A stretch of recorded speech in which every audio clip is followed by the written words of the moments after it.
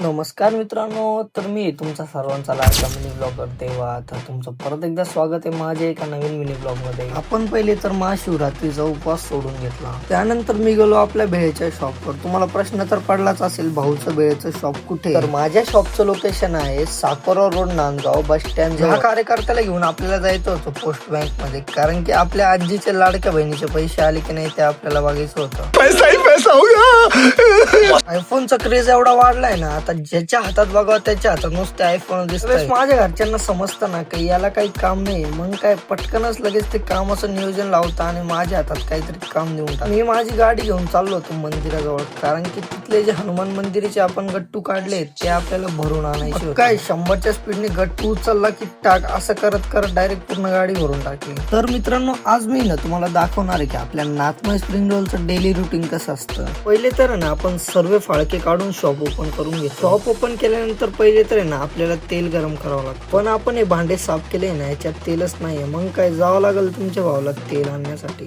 आम्ही जे batter use करतो ना स्प्रिंग रोल साठी, त्याचं प्रीमिक्स आम्ही स्वतः घरी बनवलेलं आहे. त्यानंतर आहे ना मी बोर्ड वगैरे पुसून घेतले, कारण की स्वच्छता असली तरच गिराईक दुकानाकडे येतं. मी तुम्हाला दाखवतो स्प्रिंग रोल बनवण्याची पूर्ण प्रोसेस. पहिले तर आहे ना आपण त्या स्प्रिंग रोलला बेटरची पूर्णपणे कोटिंग करून घेतो. त्याला आपण तेलात सोडतो 5 ते 10 मिनिटं क्रिस्पी होण्यासाठी. त्यानंतर कस्टमरच्या चॉईस नुसार आपण त्यावर सॉसेस ऍड करतो. कस्टमरला त्रास नको त्यामुळे आपण डायरेक्ट एवढा मोठा मेनू कार्ड लावला. आणि मित्रांनो, आपण जे सॉस यूज करतो ना ते सर्व ब्रँड कंपनीचे असतात बरं का. अरे भाई, तुम्हाला एक गोष्ट तर सांगायचीच राहिली, आपण आपल्या नाथमय स्प्रिंग रोल आहे ना एक टाइमपास म्हणून डिश ऍड केलेली. तर मग तुम्ही कधी येताय ती डिश ट्राय करण्यासाठी, पटकन या आणि डिश ट्राय करा. चला मग आता भेटू आपण पुढच्या मिनी ब्लॉग मध्ये. तेवढं तुम्ही तुमच्या सबस्क्राईब आणि फॉलो नक्की करून घ्या. धन्यवाद.